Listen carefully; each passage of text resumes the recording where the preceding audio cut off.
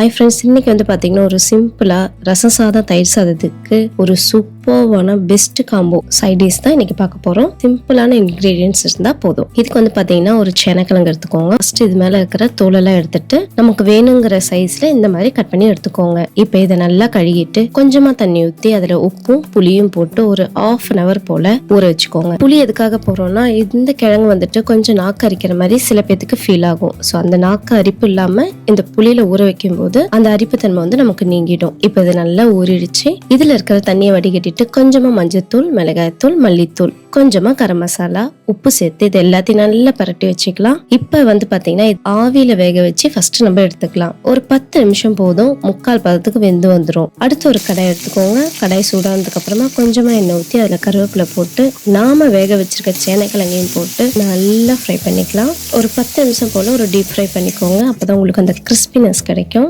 அவ்வளவே தாங்க, சூப்பரான சேனைக்கிழங்கு சாப்ஸ் ரெடி.